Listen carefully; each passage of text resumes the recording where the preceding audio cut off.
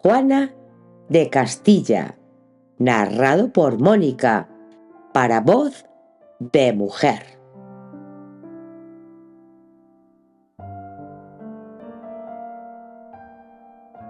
Juana de Castilla fue la reina con peor suerte de nuestra historia. Pudo ser la soberana más poderosa de su tiempo, reina de Castilla, León, Granada, Aragón, Navarra, Sicilia y las tierras de ultramar. Pero fue traicionada por todos los hombres de su vida, por su padre, el rey Fernando el Católico, por su marido, el archiduque Felipe el Hermoso, y por su hijo, el emperador Carlos V. Los tres ambicionaban algo que solo pertenecía a Juana, porque tras la muerte de Isabel la Católica, ella era la única propietaria de Castilla. Y los tres lo hicieron todo para anularla de todas las formas posibles. Crearon la leyenda de su locura para quitarle todo cuanto era legítimamente suyo y la confinaron durante 46 años en el castillo de Tordesillas. Ninguno se apiadó de ella. Sin embargo, ella logró resistir hasta el final. Esta es la verdadera historia de Juana I de Castilla.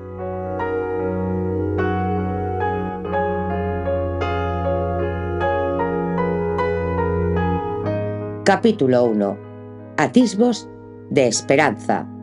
Tordesillas, marzo de 1517. ¿Por qué no reacciona como los demás? No protesta, no se queja. Tiene que dolerle. Le ha clavado las púas de la peineta en la mejilla. Y ni un gesto de protesta. ¿Quién puede ser? Solo le ha pedido permiso para retirarse. ¡Que se vaya! ¡Que se vayan todos y me dejen en paz!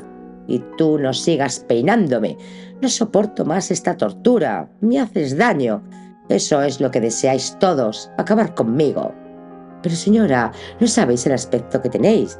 Debéis dejar que os arregle, dice la sirvienta con voz firme. Yo soy quien decide lo que tengo que hacer. Abandona inmediatamente la habitación. ¡Ya! Te lo ordeno. ¡Vete! Está bien, os dejo, pero sabed que os volverán a encerrar a oscuras, comenta sonriendo la sirvienta mientras abandona la habitación. Doña Juana, fuera de sí, toma el primer objeto que tiene al alcance de la mano y lo estrella contra la puerta que acaba de cerrarse. Hernán Duque se encuentra en la sala contigua y al ver salir a la criada se dirige a ella. ¿Qué es lo que la pasa? ¿A qué se debe su terrible enfado? Siempre está así. Monseigneur Ferrer ya habría dado órdenes de enterrarla. ¿Puedo preguntaros quién sois vos? ¿Por qué no habéis ido a que os curen la herida? Es un rasguño sin importancia. Soy el nuevo jefe de la casa de la reina, doña Juana. ¿Vos? Pregunta sorprendida la criada. Sois vos el que va a sustituir a Monseigneur Ferrer y no la pone en su sitio. Dejémosla descansar. Mañana me reuniré con todo el personal. ¿Manda alguna cosa? No. Puede retirarse. Hernán Duque duda unos segundos si llamar a la puerta de doña Juana para presentarse. No ha podido hacerlo en el encuentro tan poco afortunado que han mantenido hace unos minutos. No pensaba ir a cumplimentarla, pero al pasar al lado de su habitación y escuchar aquellos gritos, decidió entrar. La escena le había impresionado. Doña Juana, una mujer todavía joven, mal vestida y poco aseada, se debatía furiosa con la sirvienta que intentaba desenredarle el cabello para poder peinarla. Ninguna de las dos se había percatado de su presencia. Hernán Duque se acercó a ella, saludando. La reina, fuera de sí, al darse la vuelta para ver quién había entrado, sin proponérselo, en un arrebato de ira, le hiere en la mejilla con las púas de la peineta. Él pensó que lo mejor era salir sin decir quién era. Ahora tampoco lo hará. Mañana, con el nuevo día y después de asimilar y analizar el encuentro con doña Juana, será el momento de presentarse. Hernán Duque no quería aceptar aquel puesto, pero el cardenal Cisneros se había empeñado en que fuera así. No deseaba enjuiciar la labor de nadie, y menos la de quien lo había predecido en el cargo, pero era de dominio público el rechazo que todos sentían, en especial los vecinos de Tordesillas, hacia Monseigneur Luis Ferrer, al que acusaban de ser un cruel carcelero y de someter a doña Juana incluso a malos tratos. Algo le había comentado Cisneros al respecto. Él trataba de hacer todo el bien que pueda a la soberana. Aunque Hernán Duque hubiese cedido a la tentación de enjuiciar el comportamiento del anterior jefe de la casa de la reina, por muy mal que pensase, no habría exagerado, porque la realidad era aún peor. Designado por el rey Fernando para que vigilase el encierro de su hija en Tordesillas, Monsés Luis Ferrer había cumplido a rajatabla la misión encomendada. En los casi 8 años que estuvo al frente del cuidado de la reina, el aislamiento al que la sometió fue total. Ni un solo día consintió que doña Juana saliera al exterior del palacio y, por supuesto, no se le permitían visitas. Algunos nobles castellanos, que en más de una ocasión intentaron saludar a su reina, se encontraron con la negativa de Monsés Luis Ferrer, que inventaba disculpas que ya nadie creía, pero que no les quedaba más remedio que aceptar. Cuando la reina se negaba a comer, la obligaba a alimentarse, aunque tuviese que llegar a los castigos físicos. Él mismo reconoció haber utilizado la violencia con ella. Otras veces, para conseguir que doña Juana se mostrara obediente o para castigarla por alguna protesta que había protagonizado, la mandaba encerrar en una habitación totalmente a oscuras. El palacio en el que Juana estaba enterrada había sido creado por iniciativa del rey Enrique III. Estaba situado en las inmediaciones del palacio del monasterio de Santa Clara, mandado construir por el rey Alfonso XI para celebrar la victoria en la batalla del Salado, convirtiéndolo en la residencia de su amante Leonor de Guzmán. Años más tarde, el rey Pedro I finalizaría las obras de este palacio mudéjar en el que viviría con María de Padilla. En él nacieron sus 2 últimos hijos. Será este monarca quien decida ceder el palacio a la mayor de sus hijas para que lo convierta en convento. Y así fue. Después de que el Papa Urbano VI, en 1365, aprobara su fundación, a lo largo de los años se fueron realizando obras para adaptarlo a las necesidades conventuales. Por ello, el nuevo rey de Castilla, Enrique III, al no disponer de residencia en Tordesillas, decidirá la edificación de otro palacio nuevo, que es en el que vive doña Juana. Es de planta rectangular, con 2 pisos de altura.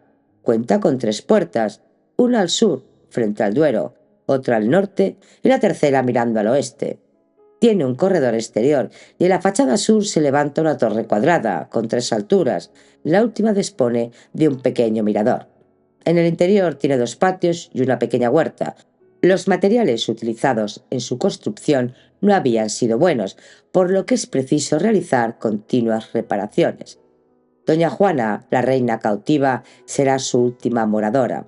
A su muerte, el castillo, en el que había vivido enterrada más de 40 años, quiso desaparecer con ella y poco a poco se fue desmoronando en el más absoluto de los olvidos. Tordesillas era entonces una localidad importante en la que residían más de 1000 familias, un lugar castellano muy querido por la historia. Su nombre ha quedado impreso para siempre en el tratado que en ella se firmó entre los reyes católicos Isabel y Fernando y el monarca portugués Juan II. En Tordesillas estaban muy al tanto de la situación de la reina. Se contaban tantas cosas de su enloquecido comportamiento que ya muchos creían en la locura de doña Juana, aunque todos rechazaban el trato vejatorio al que la sometían. Algunos personajes destacados de la villa pensaron en ayudarla en alguna medida, pero poco podían hacer, pues todo estaba autorizado por su padre, el rey Fernando, que, apoyado por el cardenal Cisneros, regentaba el reino en ausencia de su hija, a la que había inhabilitado encerrándola. El pueblo seguía con cierto dolor los comentarios que atravesaban los muros del palacio. Por eso, a la muerte del rey Fernando, en 1516, los vecinos de Tordesillas se sublevaron exigiendo que Monsés Luis Ferrer fuera relevado del cargo.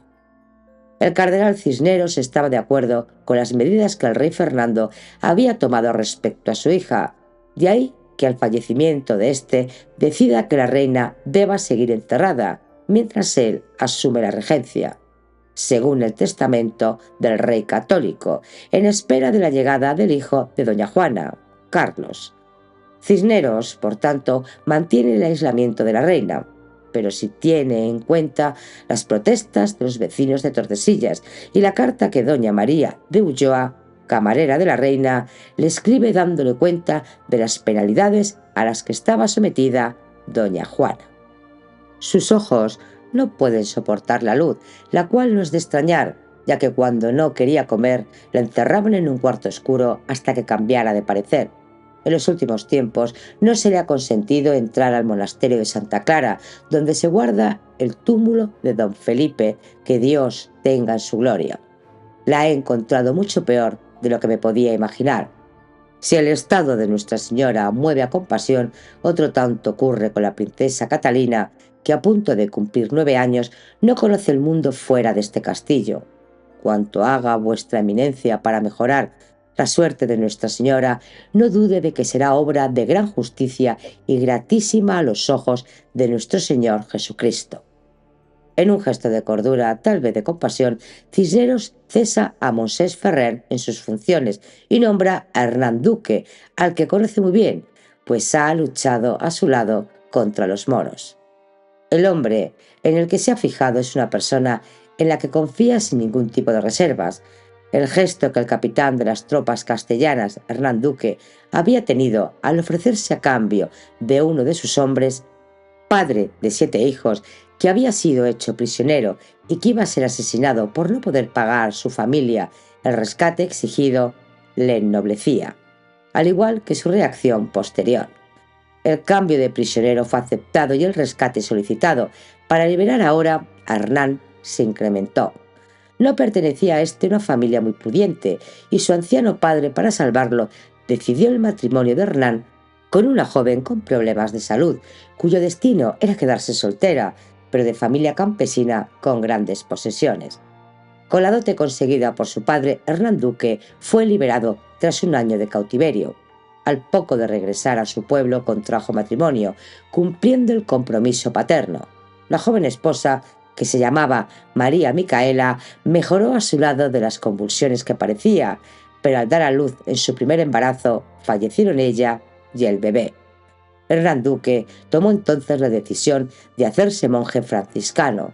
Ingresó para cursar el noviciado en el convento de Valladolid, y es allí donde acude Cisneros para proponerle que acepte el cargo de ocuparse de doña Juana. Hernán Duque muestra sus deseos al cardenal de seguir en el monasterio y rechaza su oferta, pero Cisneros lo convence diciéndole que es la voluntad de Dios, que nadie mejor que él para intentar ayudar a la desdichada soberana que se ha visto sometida hasta entonces a un humillante trato por parte del responsable de su casa. Doña Juana no consigue quedarse dormida. Su mente no la deja encontrar la tranquilidad necesaria para entregarse al sueño. Pero es de noche o aún brilla el sol. ¿Cuánto hace que no siento el tibio calor de los rayos solares, que no miro al cielo? ¿Cuánto tiempo que no respiro el aire puro de los campos de Castilla? A veces mi imaginación me lleva por sendas tortuosas, pero son mejores que mi realidad. Hay momentos en que no sé discernir si lo que estoy viviendo es real o una pesadilla. Sí, puede que lo sucedido con ese extraño sea un ensueño. Sí, un sueño, porque todos me odian y esa persona a la que herí no dijo nada y me pidió permiso para retirarse cuando nadie lo hace. Dios mío, no sé desde cuándo vivo en esta casa. He perdido la noción del tiempo. Solo al mirar a mi hija tengo la prueba de que éste ha transcurrido. Al llegar a esta cárcel, la infanta Catalina aún gateaba y ahora es una niña que pronto se convertirá en una preciosa jovencita. Ella es mi único consuelo en esta prisión. ¿Pero qué me importa el tiempo? En mi vida todos los días son iguales. ¿Para qué voy a levantarme de la cama? A veces duermo en el suelo. Todos me castigan y yo también lo hago. Quieren que me arregle. ¿Por qué voy a hacerlo? Si me han expulsado de la vida. Vine a Tordesillas de acuerdo con mi padre, el rey. Yo no ansío el poder y él me propuso ayudarme en el gobierno de Castilla, algo que acepté confiada, pero jamás pensé que me encerraría. Mi padre. Nada está claro en mi cabeza. Creo que nunca me ha querido. A veces necesito recordar quién soy, porque ahora es como si no tuviera identidad. Todos me ignoran o me insultan.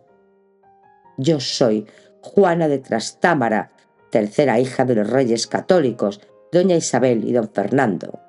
Nací en Toledo, en el Palacio de Cifuentes, cuando corría el otoño de 1479. Pude haber llegado al mundo en cualquier otro lugar, ya que la corte era itinerante, se establecía en el lugar en el que viviesen mis padres, que se desplazaban con frecuencia de un lugar a otro en un intento de unir y pacificar el reino. Cuando yo nací, acababan de ganar la guerra a los partidarios de defender los intereses al trono de la sobrina de mi padre, doña Juana, a quien llamaban la Beltraneja, aunque mi madre, la reina Isabel, jamás utilizaba ese término para referirse a ella. El mismo año en el que nací, mi padre se había convertido en rey de Aragón por el fallecimiento de mi abuelo, el rey Juan II. Mi corazón se enternece cuando pienso en mi hermana Isabel. Siempre fue un modelo para mí. Quería ser como ella. Tenía 9 años más que yo. Me ayudaba en todo. Nuestros padres estaban poco con nosotros. Teníamos a muchas personas que se ocupaban de que estuviésemos bien. Nos educaban, nos alimentaban. A veces, alguna de esas personas nos quería, pero echaba en falta a mis padres. Yo era como un juguete para Isabel, que siempre me quiso mucho. Algunas veces acompañábamos a nuestros padres cuando iban a quedarse un tiempo en algún lugar. Así sucedió cuando se establecieron en Córdoba, donde mi madre trajo al mundo a la que sería nuestra querida hermana María. Con el nacimiento de María y 3 años más tarde de Catalina, yo ya tenía compañeras de juego, pero mi relación con Isabel era muy especial. Prefería estar con ella a pesar de la diferencia de edad, o tal vez por ello. Durante un tiempo alternábamos nuestras estancias entre la ciudad andaluza y Alcalá de Henares. Recuerdo que yo estaba muy ilusionada con el regreso a Córdoba. Los jardines del Alcázar en el que vivimos eran maravillosos. Siempre me ha gustado estar en contacto con la naturaleza. Muchas tardes, paseando con mi hermana Isabel, me hacía confidencias. Me contaba que pronto la casarían, aunque a ella no le apeteciese, y me aseguraba que a mí me sucedería lo mismo, pero en aquellos momentos me parecía algo muy lejano y no le daba importancia. Paseando por aquellos jardines, vi una vez a un caballero que luego sería famoso porque descubrió para mis padres una nueva tierra. Si no recuerdo mal, se llamaba Cristóbal Colón. Creo que fui una niña un poco retraída. Para nuestra madre, la cultura era muy importante. Nos enseñaban latín, literatura, historia, música, canto. Ella nos daba ejemplo. El poco tiempo que le dejaba el gobierno de sus reinos se dedicaba al estudio. Recuerdo que alguna vez pedí permiso para quedarme en la sala donde mi madre y una de nuestras preceptoras, Beatriz Galindo, hablaban de Aristóteles. Yo no sabía entonces quién era ese señor, pero me gustaba escuchar las cosas que decían de él y de sus escritos. A mi padre, el rey, casi no le veíamos. Siempre me sentí muy unida a él, tal vez porque me distinguía de mis otros hermanos, diciendo que yo era igual que su madre, Juana Enríquez, muerta mucho antes de mi nacimiento. Yo siempre quise y respeté a mi padre. Doña Juana pasea nerviosa por la habitación. Parece buscar algo. Mira en una caja de las muchas que allí estaban apiladas. La tira y mira otra. Destapa una tercera y tampoco encuentra lo que busca. Abatida, se sienta al borde de la cama. Soy incapaz de encontrar el retrato de mi hermana Isabel. Cuando llegué a este lugar, traía conmigo los retratos de mi madre y de mi hermana mayor. Seguro que se los han llevado. No me dejan ningún consuelo. Si mi hermana Isabel viviera, se ocuparía por mí. Aún puedo sentir el dolor cuando tuvimos que separarnos. Estaban mis otras 2 hermanas, María y Catalina, y aunque las quería, Isabel era mi apoyo y ella lo sabía. Mi querida Juanita, ha llegado el momento. Me voy. Ya estoy casada por poderes con el príncipe heredero de Portugal, Alfonso. Solo lo vi una vez cuando éramos niños, Espero que por lo menos sea agradable. Tienes que ser fuerte cuando te llegue el momento de irte. Yo preferiría quedarme con vosotras, pero debo cumplir con mi obligación, me decía mi hermana con su dulce sonrisa. Nos encontrábamos en Sevilla, donde durante más de 15 días se celebraron diversas actividades festivas para conmemorar el enlace de mi hermana. Todos disfrutábamos de los festejos, pero a la hora de despedirnos afloraba la pena. Isabel estaba tranquila, pero yo no dejaba de llorar. No quería que se fuera y me aterraba pensar que los próximos seríamos mi hermano, el príncipe Juan, y yo. Recuerdo que le comenté: Isabel, ¿y si comunico a nuestros padres que quiero ingresar en un convento? No te harán caso y no te dejarán. Querida Juana, pertenecemos a la monarquía y nuestros matrimonios sirven para sellar pactos respondiendo a los intereses de nuestros padres. Mi hermana Isabel se fue a Portugal, donde se celebró la boda, a la que no asistimos. Me dio miedo pensar que ello podría pasarme a mí. ¿Cómo comportarme en un mundo totalmente desconocido y rodeada de personas a las que nunca había visto? Pronto nos llegaron noticias. Isabel y Alfonso se habían enamorado. Me alegré tanto por ella. Isabel se lo merecía. Poco duró la felicidad. Antes del año, el príncipe Alfonso moría al despeñarse su caballo por un barranco en Santarém. Yo no dejaba de pensar en mi hermana, por ello me alegré cuando volvió a casa. Nuestra madre decidió que eso era lo conveniente. Isabel no parecía la misma. Nunca olvidaré una tarde que me pidió que la ayudara. Ven, Juanita, acércate. La parte de atrás tendrás que cortármela tú. La miré asustada. Isabel tenía en sus manos unas tijeras y ya había cortado algunos mechones de su preciosa melena rubia. Por favor, no lo hagas, casi le supliqué, pero Isabel, con una ternura que solo ella podía mostrar, me dijo: a partir de ahora quiero retirarme del mundo. Nunca más volveré a utilizar vestidos.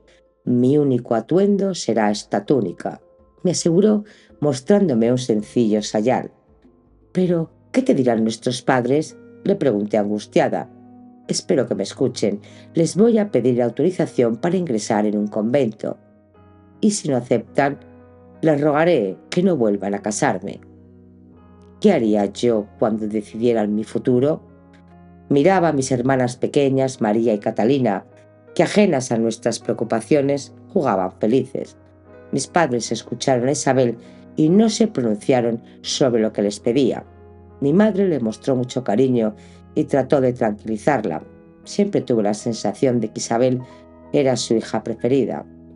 En la vida, la alegría y la tristeza a veces se dan de la mano. Todos estábamos tristes por lo sucedido al marido de Isabel, pero la alegría por la conquista del reino nazarí nos llenó de gozo. Nuestros padres quisieron que estuviéramos con ellos los meses previos a la rendición del rey Boabdil. Vivíamos en el campamento de Santa Fe. Allí pasamos las Navidades del año 1491. Ya se habían firmado las capitulaciones, pero todos esperábamos ver cómo el rey nazarí Boabdil entregaba a nuestros padres las llaves de Granada. Sucedió el 2 de enero de 1492. La alegría era desbordante, una imagen para no olvidar. Me emocionó ver a nuestro hermano, el príncipe don Juan, cerca de los reyes, y a mi querida hermana Isabel, toda vestida de negro, al lado de nuestra madre. Qué orgullosa me sentí. Eran los mejores y más valientes reyes del mundo. Fueron momentos felices y tranquilos que se prolongaron unos años, pero a nuestros padres les seguía interesando reforzar los lazos con Portugal. Yo podía haber sido la elegida, pero el rey Manuel I conocía a mi hermana Isabel y la prefirió a ella. Nuestros padres accedieron. Isabel se casaría con el rey de Portugal. El matrimonio no se celebraría hasta 1497.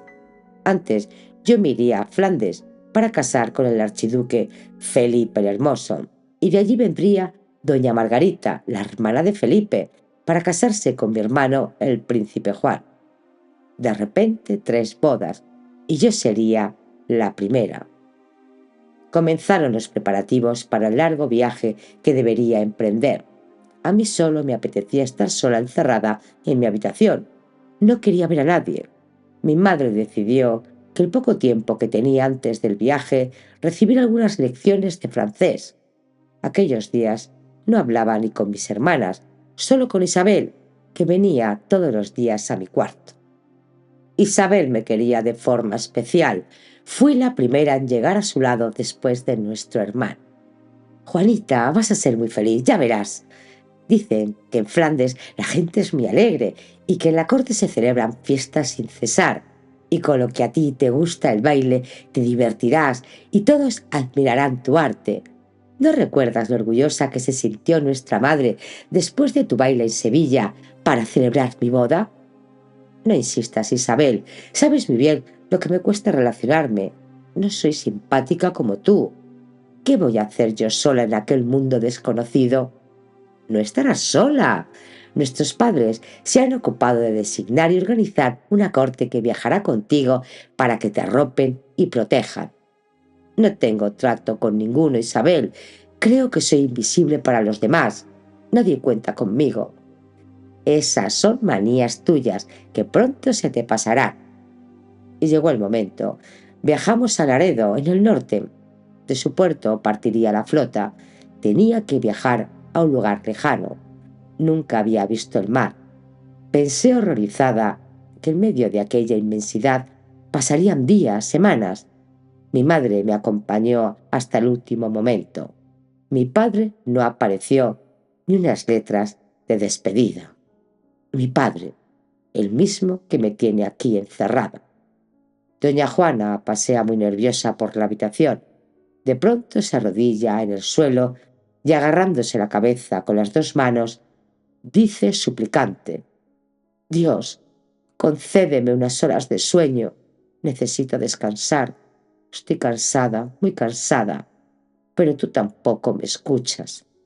Nadie me escucha».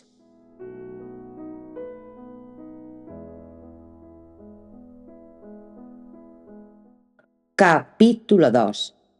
Hermosos recuerdos.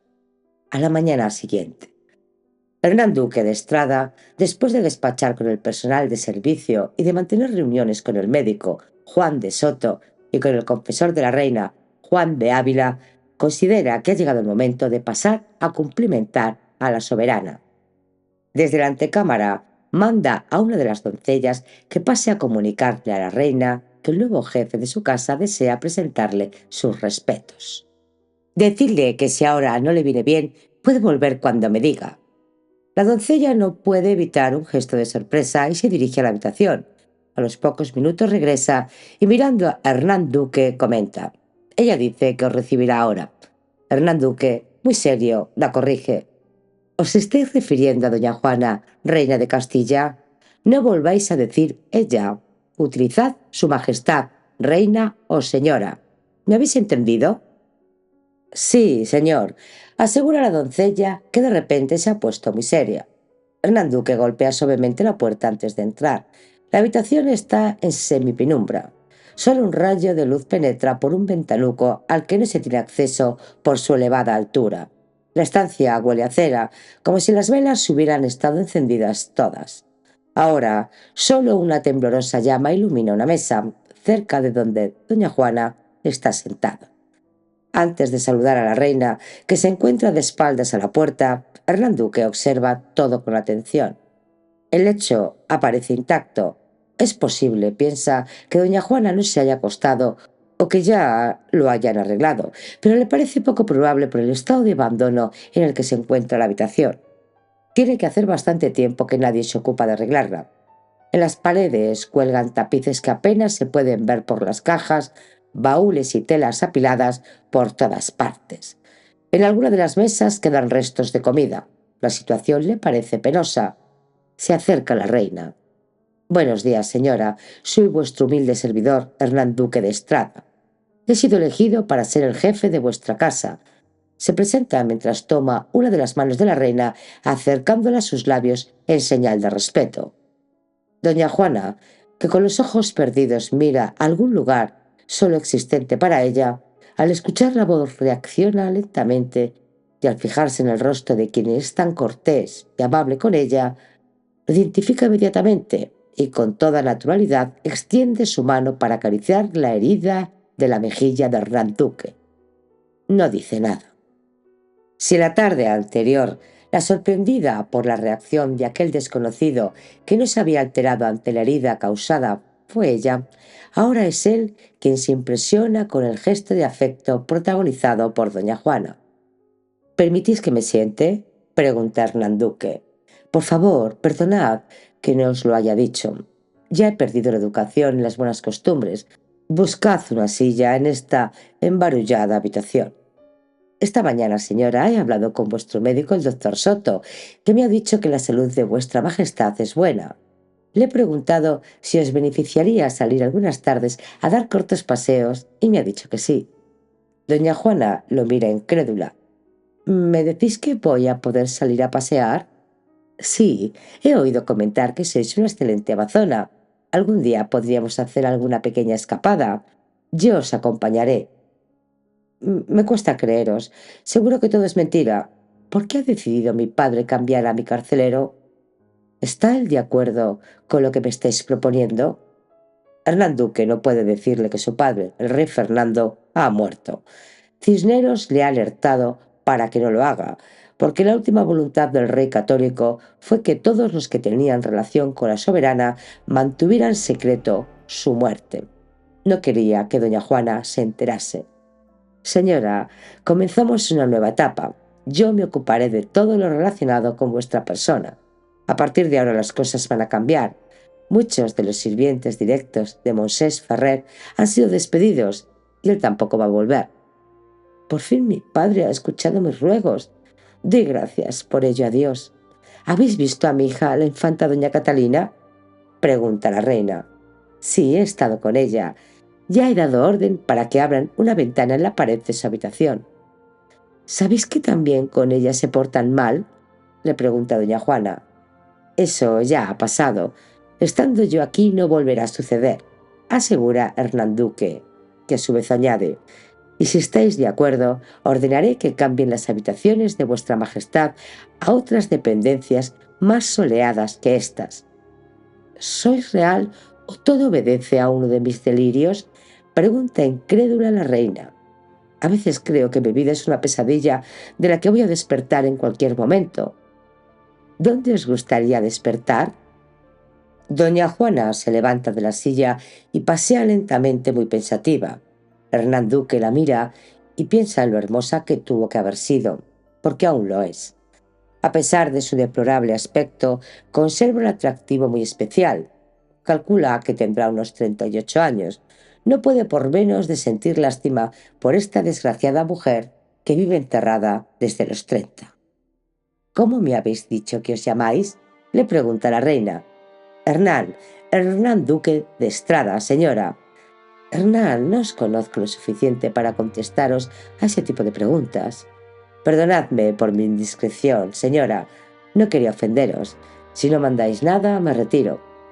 Pasaré a veros esta tarde y tratamos de organizarnos un poco, dice Hernán Duque. Está bien. ¿Organizarnos decís? Todo esto es nuevo para mí, asegura la reina. Al quedarse sola, la expresión del rostro de doña Juana se dulcifica. En sus ojos brilla una luz especial. Busca en uno de los joyeros y sonríe con emoción al tener entre sus manos un precioso collar de esmeraldas. Claro que sabe dónde le gustaría despertar. ¡Qué feliz fue en Lier! Claro que me gustaría despertar allí, aunque tuviera que volver a sufrir aquel horrible viaje en el que el miedo, la zozobra y la incertidumbre no me abandonaron ni un solo momento. Llegué a temer por mi vida ante el mal estado del mar. Algunas embarcaciones se perdieron para siempre, llevándose con ellas parte de mi ajuar. Nos vimos obligados a fondear en Inglaterra, en el puerto de Portland. Después de 3 días, de nuevo a la mar y por fin la costa de Holanda. La primera desilusión recibí nada más llegar al comprobar que nadie nos esperaba. Podía entender que los correos no hubiesen avisado a tiempo, pero todos creíamos que en la siguiente parada mi prometido, el archiduque, saldría a recibirnos. Mas la decepción se fue incrementando en cada ciudad en la que nos deteníamos. Llevábamos 2 semanas caminando hacia Bruselas y no aparecía. Yo cada día que pasaba estaba más confundida. Llegué a creer que se había arrepentido y me rechazaba. En el fondo pensaba, tampoco estaría nada mal, porque de esta forma regresaría a Castilla, aunque es verdad que poco tardarían en buscarme otro destino. El clima de Flandes era muy distinto al nuestro, hacía frío y yo di buena cuenta de ello. En Amberes, donde conocí a Margarita de York, que era la tercera esposa de Carlos el Temerario, abuelo de mi prometido que seguía sin aparecer, tuve que guardar cama varios días. Allí me contaron que el archiduque se encontraba en Lambeck, en una importante reunión en representación de su padre, que no había sido informado de mi llegada y que al enterarse había salido al galope. Aquello me animó un poco, y cuando a los pocos días me encontré con él en Lier, todos mis miedos y angustias desaparecieron. Solo con mirar su rostro me había olvidado de todo y de todos. Aquel hombre se iba a convertir en mi esposo. Di gracias a Dios por ello. En Lier, pequeña localidad medieval situada a medio camino entre Amberes y Bruselas, en octubre de 1496 se conocieron doña Juana de Castilla y don Felipe, duque de Borgoña, conde de Flandes. Cuentan las crónicas de la época que los dos jóvenes se gustaron nada más verse y que fue tal la pasión mutua que sintieron que aquella misma tarde decidieron contraer matrimonio. Se casaron en la intimidad en una pequeña iglesia. A pocos días se celebraría la ceremonia oficial de esponsales en la iglesia de San Gumaro, en la misma localidad de Lier. Nadie, ni el más optimista, se había aventurado a presagiar tan venturoso encuentro. Los matrimonios entre las familias reales eran de pura conveniencia para cerrar acuerdos o entablar nuevos proyectos. Los reyes católicos no eran ajenos a esta política y así, después de acordar el matrimonio de la infanta Isabel con el rey de Portugal, decidieron un doble matrimonio. Juana se casaría con Felipe, heredero del emperador Maximiliano I de Austria, y el príncipe don Juan, heredero de la corona de Castilla y Aragón, contraerá matrimonio con la princesa Margarita, hermana de Felipe. Isabel y Fernando, en un intento de mostrar su poderío al mundo, se volcaron con la flota que acompañaría a doña Juana a Flandes, flota que después se encargaría de trasladar a Castilla a la princesa Margarita, prometida del príncipe don Juan. Hasta Laredo viajó la reina con sus hijos para acompañar a la infanta Juana. Se sabe que la última noche, antes de la salida de la expedición, la pasó doña Isabel con su hija en la embarcación. A mediados de agosto, cuando el viento fue favorable, zarpó del puerto de Castilla una flota formada por 19 buques y más de 3.000 personas entre tripulación y séquito. Había que realizar el viaje por mar porque España y Francia estaban en guerra. Doña Juana tenía entonces 16 años y aunque en el séquito la acompañaban personas especialmente elegidas por sus padres, el cambio que iba a experimentar su vida era muy importante. Todos los testigos que presenciaron el encuentro en Lier auguraron una vida plena de amor y felicidad para aquel matrimonio, porque desde el momento en que se vieron, el mundo dejó de existir para ellos. Este hermoso collar, regalo de mi amado, ha sido testigo de mi felicidad. Por ello, ahora, al tenerlo entre mis manos y acariciar sus cuentas, me hace revivir aquellos momentos. Dios mío, desconocía que se pudiera amar con tal intensidad. A su lado me convertí en la mujer más feliz del mundo. Felipe, mi señor, me hacía sentir en la gloria. Nadie me había hablado de la plenitud que una mujer puede experimentar al sentirse poseída por el hombre amado. A la primera noche, que deseaba fuera interminable, siguieron todas las demás, y en cada una percibía cómo mi placer iba en aumento. Su hermoso cuerpo se acoplaba al mío con tal maestría que parecíamos uno solo. Pero es que mi alma, mi entendimiento, todo mi ser, era uno con Felipe. No dejaba de dar gracias a Dios por un marido tan maravilloso. A su lado, por primera vez en mi vida, me sentía fuerte. Él parecía experimentar lo mismo. Se mostraba orgulloso al presentarme a sus amigos en los actos oficiales. Flandes era otro mundo, y yo disfrutaba de la música y del alegre colorido de las fiestas interminables que en nuestro honor se organizaban.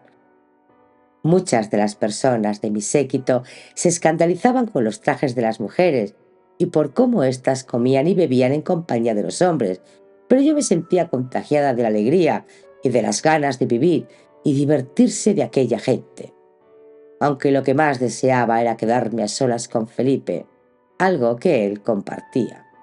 Y juntos volamos al cielo. Al principio me dejaba llevar, pero pronto me volví más activa.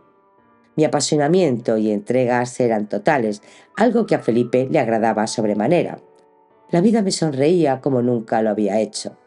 La archiduquesa Margarita, que se iba a convertir en mi cuñada, era una muchacha encantadora y muy guapa. Pensé en lo mucho que le gustaría a mi hermano, el príncipe Juan. Estaba segura de que su matrimonio iba a ser tan feliz como el mío. Y la verdad es que no me equivoqué. En las dos uniones reinó el amor, aunque no por mucho tiempo. Mi hermano murió a los 7 meses de haberse casado, y en mi matrimonio el amor duró un poco más, aunque negros nubarrones se cernían sobre nosotros. Antes de guardar el collar, doña Juana lo acerca a su corazón. Mira un traje que está sobre su silla y piensa: sí, volveré a arreglarme y a comportarme como quien en verdad soy.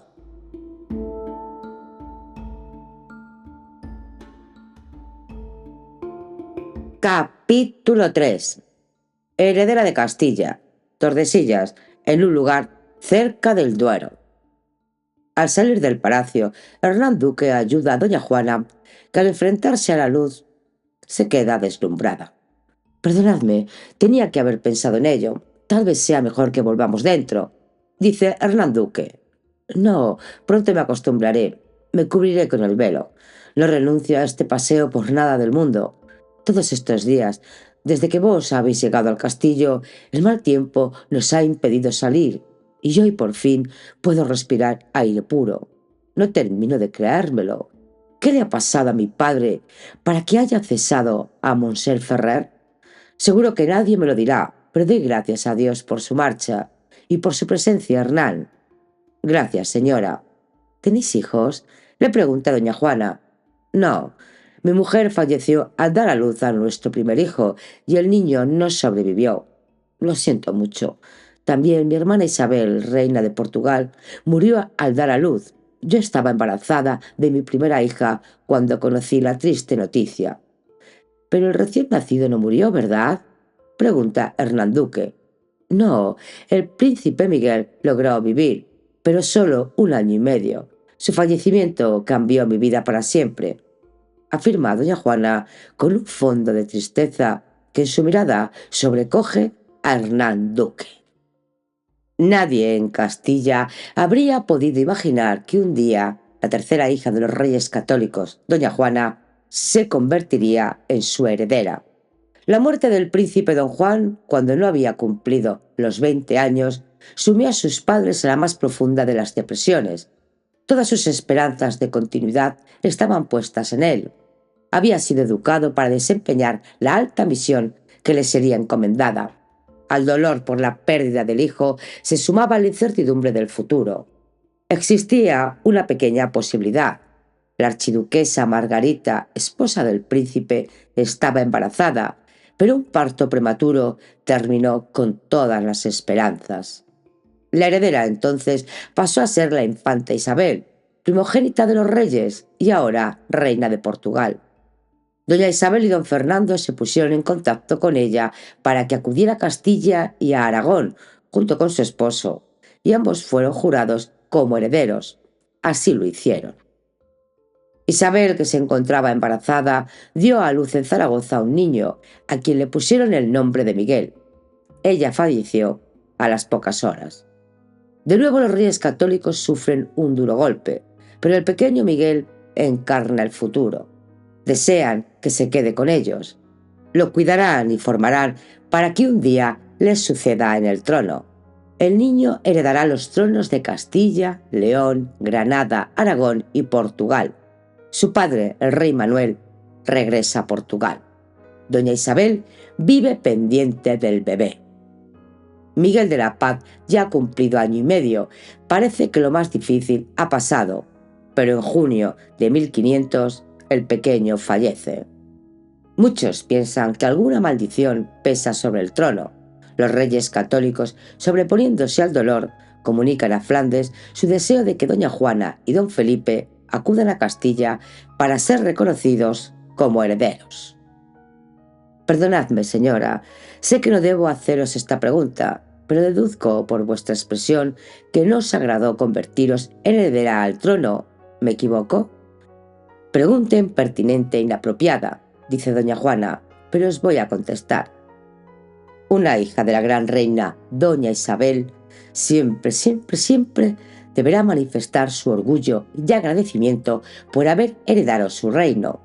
Yo soy la reina de Castilla, León y Granada y me siento muy honrada, aunque también es verdad que si no fuera esta mi condición, no estaría encerrada en Tordesillas. Hernán Duque, impresionado, no sabe qué responder. Doña Juana le evita el compromiso, pues se aleja en silencio con la mirada perdida en el río Duero. ¿Dónde estaría yo ahora si no fuera reina? Piensa doña Juana. Con mis hijos en Flandes, tal vez mi señor don Felipe no hubiera muerto. Recuerdo que cuando me comunicaron el fallecimiento de mi querida hermana Isabel, yo iba a dar a luz en unos meses. Era mi primer embarazo. Hacía muy poco que las sospechas de que mi marido me era infiel se habían convertido en certezas. Mi hija Leonor nació en Lovaina, rodeada de una cierta decepción, ya que todos deseaban que hubiera sido un varón. Después del parto me sentí desilusionada, sola y muy triste, sin saber qué hacer para ahogar aquellos celos que no me dejaban vivir. Y lloraba mucho. También mi madre, la reina, lo hacía por el comportamiento de mi padre, que le era infiel muy a menudo. Yo la había visto tantas veces llorar, pero ella era fuerte y disponía de muchos recursos a los que agarrarse para no dejarse arrastrar por el sinsabor de los celos. Castilla era toda su vida. Yo no tenía nada, mi vida era mi esposo, y estaba comprobado cómo me lo arrebataban. No gozaba de la amistad de nadie con quien compartir mis preocupaciones. Con ninguna de las damas de mi corte tenía confianza. Vivía en una corte que no parecía mía, porque sé que me espiaban y mandaban informes sobre mi comportamiento a Castilla. Una corte a la que no podía pagar su fidelidad porque el dinero lo administraba Felipe, que de vez en cuando me daba alguna cantidad. Un día se presentó en Bruselas un padre dominico, fray Tomás de Atienza, persona de confianza de mis padres, que se entrevistó con Felipe y conmigo. Nunca supe exactamente a qué había venido. Puede que solo informarse de cómo era mi vida, pero para mí, que tengo que su objetivo era ocuparse de mi alma, aunque nada consiguió. Intentó convencerme para que me confesara, como si la confesión fuera a solucionar mis problemas. A este sacerdote le hablé de mis penurias económicas, de al ver cómo miraba con todo detenimiento una cruz preciosa que yo llevaba al cuello, le dije: «Mi señor, el archiduque no es pródigo en el dinero que me pasa, pero me hace regalos valiosísimos que pertenecieron a su madre». Fray Tomás de Atienza sonrió y no dijo nada. Yo sabía que los hombres suelen ser infieles, pero que mi señor lo fuera era diferente. Él seguía comportándose conmigo como un enamorado. A su lado se me olvidaba todo, pero en cuanto se alejaba, la duda me corroía. Cuando mi segundo embarazo ya estaba muy avanzado y no era recomendable asistir a actos públicos, me impuse a todos para acompañar a mi esposo a la gran fiesta que se celebraba en el Palacio Prinsenhof en Gante. No quería dejarlo solo a merced de las licenciosas cortesanas. A mi señor todavía no le molestaba mi insistencia. Recuerdo que la fiesta fue brillante y que yo conseguí convertirme en el centro de atención por mi avanzado estado de gestación y también por mi físico tan distinto al de las damas de aquella sociedad. Muchos alababan mi belleza. Además, aquella noche me encontraba especialmente alegre, locuaz y comunicativa. Lo que pasó después ha servido para que afeara mi conducta, aunque tampoco fue tan grave. En un momento de la noche empecé a sentirme mal. Acompañada de mis damas, me ausenté de la sala. De los pocos minutos di a luz en el mismo palacio donde se celebraba la fiesta. La alegría de mi señor y de toda la corte fue indescriptible. Había nacido un varón. A partir de entonces, don Felipe parecía volver a vivir solo para mí. El bautizo de nuestro hijo fue todo un acontecimiento. El bautizo de Carlos, primer hijo varón de doña Juana de Castilla y de don Felipe el Hermoso, fue una ceremonia similar a la de una coronación, un acontecimiento que asombró a las cortes europeas. La celebración tuvo lugar el 7 de marzo de 1500 en la iglesia Basílica de San Juan, en lo que hoy es la Catedral de San Bavón de Gante. La ciudad se había engalanado para el acontecimiento. Estandartes, antorchas y 40 arcos de triunfo cobijaban una pasarela que unía el palacio de Prinsenhof con el templo, profusamente adornado en su interior con sedas y telas ricamente bordadas. 14 prelados encabezaban la comitiva. Al pequeño Carlos lo llevaban una de las madrinas, Margarita de York, que era la tercera esposa de Carlos el Temerario, abuelo de Felipe el Hermoso. Iba sentada en una importante silla, portada por un grupo de lacayos. La otra madrina era Margarita de Habsburgo, tía del recién nacido. 2 veces tía, por ser hermana de Felipe el Hermoso y viuda del príncipe Juan, hermano de Juana. Al poco tiempo, Margarita se casaría con el duque Filiberto II de Saboya. Los padrinos eran el caballero de honor de doña Juana, Charles de Croy, príncipe de Chimay, con rico estoque de piedras preciosas, y el príncipe de Vergés, con yelmo de oro. Al final, los augustos padres doña Juana y don Felipe, hermosa pareja que mostraba a todos su desbordante felicidad ante el nacimiento del deseado hijo varón. Más de 300 personas participaron en el cortejo. Aquella mañana las campanas de todas las iglesias de Gante y de otras muchas localidades no dejaron de tocar. Se decretaron 3 días de fiestas. Los habitantes de Gante disfrutaron de aquel acontecimiento que permanecería en su historia para siempre. Juana sigue ensimismada en sus recuerdos. Siente una emoción especial al rememorar la imagen de su cuñada doña Margarita sosteniendo el recién nacido, Carlos, sobre la pila bautismal. Seguro, piensa, que Margarita se sigue ocupando de mis hijos. Después del bautizo de mi primer hijo varón, se sucedieron unos meses maravillosos. Felipe se mostraba ilusionado y muy agradecido por haberle dado un heredero. Me hizo infinidad de regalos y juntos viajamos por algunas de las ciudades más importantes, donde éramos recibidos y arropados por el cariño de las gentes. Fue en medio de esta alegría cuando nos comunicaron que mis padres, los reyes, solicitaban nuestra presencia en Castilla para ser reconocidos y jurados por las Cortes como herederos al trono ante la desaparición del heredero, el pequeño Miguel. Felipe no cabía en sí de gozo y para festejarlo, un nuevo embarazo. El viaje a Castilla lo haríamos por tierra atravesando Francia. A Felipe le interesaba de forma especial mantener buenas relaciones con los franceses, y aquella era una excelente oportunidad. Igual que mis padres, quisieron impresionar con la flota con la que llegué a Flandes. A mi marido le sucedía lo mismo. Fue necesario recaudar dinero para formar aquella expedición de ensueño. Más de un año organizándola, lo justo para que yo diera luz en Malinas a una niña a la que llamamos Isabel, como homenaje a mi madre. Con un equipaje impresionante, más de 100 carros eran necesarios para transportarlo, 5 carrozas, 150 arqueros, trompeteros, tambores, pajes, heraldos y distintos miembros de la corte. En octubre de 1501, los archiduques de Austria, doña Juana y don Felipe, iniciaron su viaje a Castilla para ser reconocidos como príncipes herederos.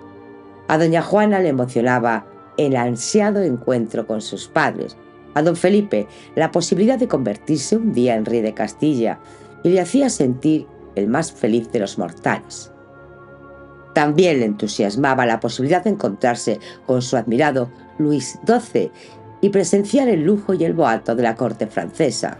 Había decidido hacer el viaje por tierra solo para tener la oportunidad de entrevistarse con el soberano francés.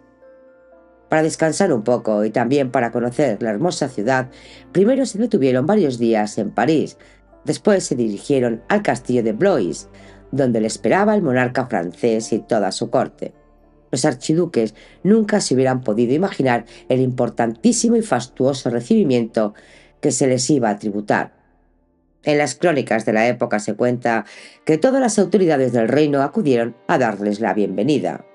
Más de 400 arqueros y 100 piqueros suizos presentaron armas. Se organizaron cacerías, torneos, juegos de pelota, bailes, todo un despliegue festivo y de entretenimiento para que la estancia de los ilustres visitantes resultase agradable. La única nota discordante la protagonizó doña Juana. Durante una celebración religiosa, siguiendo una vieja costumbre feudal, el rey francés ordenó que se entregaran unas monedas al archiduque Felipe el Hermoso para que las diera como limosna. El significado de este gesto no era otro que el de mostrar su protección hacia el vasallo. Don Felipe aceptó, pero cuando la reina intentó hacer lo mismo con doña Juana, ésta las rechazó. Ella no solo era archiduquesa de Flandes, que sí debían vasallaje al rey de Francia, sino heredera del reino de Castilla, León, Aragón y Granada. Ana de Bretaña, soberana francés, no ocultó su malestar ante la postura de la archiduquesa, pero sin duda doña Juana supo mantener su independencia y su orgullo como legítima heredera de los reyes católicos. Al recordar su paso por Francia, doña Juana piensa en la nueva esposa de su padre. Se levanta desde donde está apoyada y busca a Hernán Duque con la mirada. El jefe de su casa se encuentra sentado un poco más allá. La reina se acerca a él. Decidme, Hernán, nunca se lo he preguntado a nadie. ¿Cómo ha sentado en Castilla la boda de mi señor padre con doña Germana de Foix? Yo la conozco. Ha venido a verme en más de una ocasión. Sé que el niño que tuvieron no logró sobrevivir y falleció a los pocos días. ¿Han vuelto a tener descendencia? No sé si soy la persona adecuada para contestar a vuestras preguntas. Claro, nadie mejor, asegura doña Juana con una medio sonrisa. A Hernán Duque no le gusta mentir, pero cada vez que se habla del rey don Fernando se ve obligado a hacerlo. Cisneros le repitió varias veces que doña Juana no debía enterarse de que su padre había fallecido. Haciendo un gran esfuerzo, dice: la verdad es que creo que en Castilla ya se han olvidado de esa boda. Al principio muchos comentaron lo poco acertado de la elección de don Fernando al fijarse en una sobrina del rey de Francia, Luis XII, con el que siempre mantuvo desavenencias, pero ahora ya nadie se acuerda, y no han vuelto a tener descendencia. Juana permanece en silencio, pero en su interior se congratula de que su padre no haya tenido más hijos. Se alegra por su madre, la gran reina doña Isabel. Señora, permitidme que os haga yo una pregunta ahora. Os ruego que si no lo consideráis pertinente me perdonéis, pero me han contado muchas veces que en el castillo de Blois vos defendisteis los intereses de Castilla, mostrándoos orgullosas de pertenecer a esta tierra y dejando patente vuestra categoría ante los reyes de Francia. A otra persona no le contestaría, pero a vos, Hernán, os estoy muy agradecida, así que os responderé. En Blois creo que me comporté como se esperaba de una hija de los reyes católicos. Miré a los soberanos franceses de igual a igual. Nadie soy para enjuiciar vuestras acciones, pero permitidme, doña Juana, que os felicite. Mi enhorabuena como castellano y súbdito de vuestra majestad. Gracias, mi querido Hernán. Vuestras palabras me hacen bien porque además me recuerdan quién soy. Señora, si os parece, podemos regresar al palacio. La temperatura ha bajado y se puede resfriar. De acuerdo, esta noche le he pedido a mi dama, doña Ana Cifuentes, que pase a verme. Me tranquiliza mucho su conversación. La infanta Catalina está muy contenta con ella. Ha sido un acierto que doña María de Ulloa nos la enviara y que vos la aceptaseis. Es muy posible que Monsés Ferrer no la hubiera admitido. Él solo deseaba mantenerme aislada. Si observaba que alguien se apiadaba de mí, inmediatamente lo despedía o alejaba de mi entorno. Por cierto, ¿sabéis si doña María vendrá pronto a Tordesillas?, pregunta doña Juana. No lo sé. Puede que lo haga a finales de mes, responde Hernán Duque. En cuanto a doña Ana Cifuentes, yo también estoy muy contento de su servicio. Ella fue la primera persona en incorporarse después de mi llegada a Tordesillas.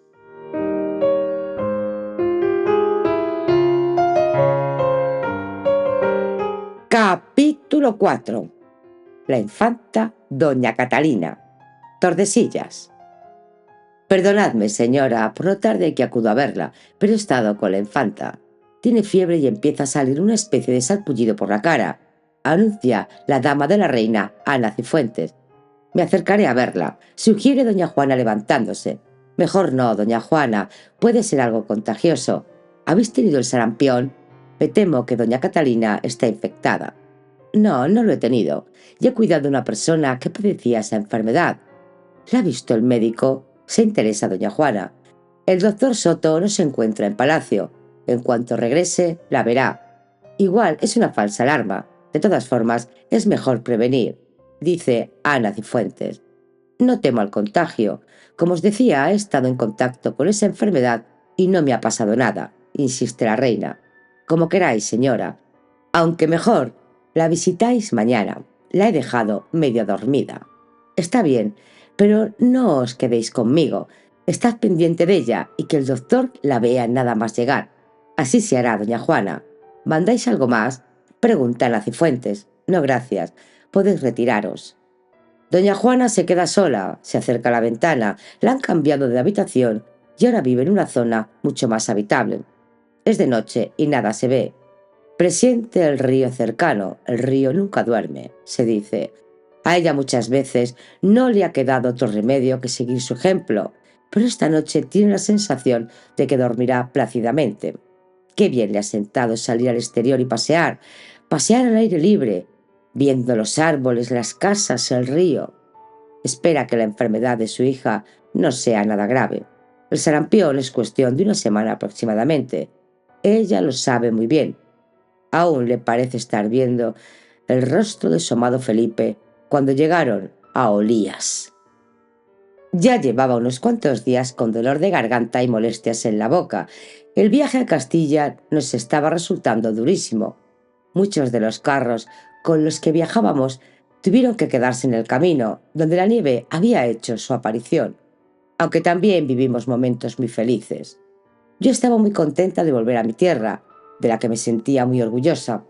Observaba en todo momento a mi marido y a muchos personajes de la corte flamenca que nunca habían estado en estas tierras. Quería ver qué impresión les causaban. Muchas ciudades por las que pasábamos se engalanaban para recibirnos. Recuerdo que en Vitoria nos quedamos varios días. En la ciudad se organizaron diversos festejos, hasta una corrida de toros nos ofrecieron. Otras ciudades que nos agasajaron fueron Valladolid, Burgos, Olmedo, Segovia y Madrid, donde residimos más de un mes. En esta ciudad pasamos las fiestas de Pascua. Ya llevábamos casi 5 meses de viaje. Al abandonar Madrid, mi señor empezó a notar pequeñas molestias en la garganta que fueron en aumento. A esas molestias se sumaron unas extrañas manchas que cubrieron su rostro. Por ello, al llegar a Olías, que se encuentra relativamente cerca de Toledo, donde nos esperaban mis padres, los médicos aconsejaron que nos detuviéramos. Felipe debía guardar cama. Imposible llegar en aquellas circunstancias. Al día siguiente de nuestra estancia en Olías salió un mensajero para informar a los reyes de nuestra situación. Mi padre decidió en el acto acudir a nuestro lado. Mi madre lo intentó, pero al final desistió ante la opinión de los médicos que la atendían. Su salud empezaba a darle problemas. Además, mi señor don Felipe, cuando conoció las intenciones de la reina, dijo que si ella se arriesgaba a venir a verlo estando enferma, él haría lo mismo, abandonaría el lecho para salir a su encuentro. Ni uno ni otro se movieron. Quien llegó fue mi señor padre. Me abracé a él con toda la fuerza y el cariño de una hija que de verdad lo amaba y respetaba. Estuvo muy cariñoso con mi marido. Disfruté al verlos juntos. Yo hice de traductora. Fueron momentos hermosos. Superada la enfermedad, Felipe y yo, acompañados de mi padre, llegamos a Toledo. Entramos bajo palio y mi padre honró a mi esposo Felipe, colocándolo a su lado, permitiendo, mejor, propiciando, que yo, su hija, entrase en la ciudad detrás de ellos. No dije nada. Estaba acostumbrada a no ser la protagonista, a ocupar siempre lugares secundarios. La verdad es que en aquel momento no me importó. Felipe lo era todo para mí. No era de la misma opinión que mi madre, a quien no gustó el desprecio que me habían hecho. Al día siguiente, la reina Isabel, propietaria de estos reinos, me situó a su lado, bajo palio, demostrando de esa forma que yo era su heredera legal. La alegría al encontrarme con mi madre fue indescriptible. Cuánto la había añorado. Recuerdo que cuando llegamos al palacio de los marqueses de Moya, donde nos alojamos, la reina nos esperaba sentada en su sitial. Estaba acompañada por doña Juana de Aragón, hija bastarda de su esposo el rey don Fernando, por doña Beatriz de Bobadilla, marquesa de Moya, y por otras damas vestidas todas ellas de gala. La emoción de sentirme entre los brazos de mi madre fue incomparable. Sin hablar de ello, sabía que mi madre sufría conmigo ante el comportamiento del archiduque. Ella sabía muy bien el dolor que provocaban los celos. Ni mi madre ni yo nos hubiésemos aventurado nunca a imaginar que un día yo me convertiría en su heredera. Pero el destino así lo había querido, y allí estábamos mi señor, don Felipe y yo, dispuestos a ser jurados. En mayo de 1502, en Toledo, doña Juana es reconocida como princesa de Asturias por las Cortes castellanas, que aceptaron a don Felipe como príncipe consorte. Después de la jura de los archiduques en la catedral, se celebró el banquete en el palacio arzobispal. Por la noche, doña Juana y don Felipe fueron agasajados con una cena, ofrecida por el rey don Fernando en el Alcázar, al que asistieron los cargos más importantes del reino. Unos meses después, las Cortes de Aragón confirmaron a doña Juana como soberana propietaria y a don Felipe como rey consorte. Doña Ana Cifuentes mira con ternura la cara de la infanta doña Catalina, que duerme tranquila. Según el doctor Soto, no existen motivos para preocuparse. Algún alimento que le habrá sentado mal. El doctor no descarta que la piel de la niña, muy blanca y fina, acostumbrada a vivir siempre en interiores, haya sufrido al ser expuesta a la luz del día, el aire y el sol. Doña Ana siente mucha pena al pensar que esta niña, que acaba de cumplir 10 años, no ha salido del palacio desde hace 8 y nunca ha visto a ningún otro niño. Desconoce los juegos infantiles. Cuando doña María de Ulloa le propuso pasar el servicio de la reina doña Juana en Tordesillas, Ana había aceptado sin dudarlo, con la finalidad primordial de intentar ayudar a la pequeña infanta que allí vivía. Tal vez porque ella nunca había podido disfrutar ni educar a su hija. Doña Ana Cifuentes poseía experiencia atendiendo niños. Había cuidado a los de doña María de Ulloa, que era su ángel protector.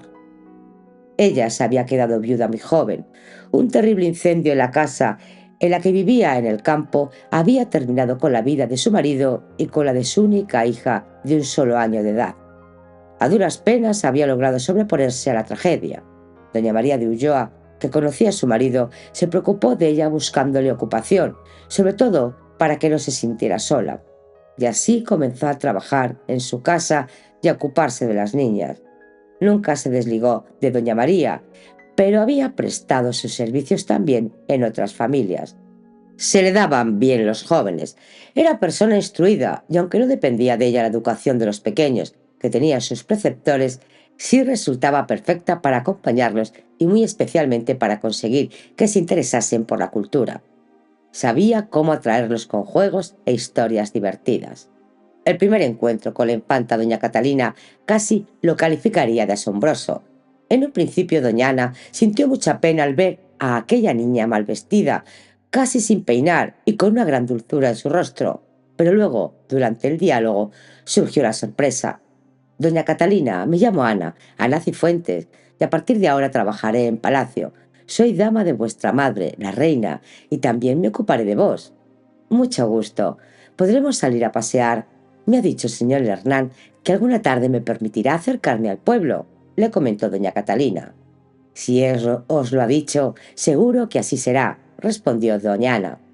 ¿Sabéis que precisamente hoy han abierto un hueco en la pared de mi habitación?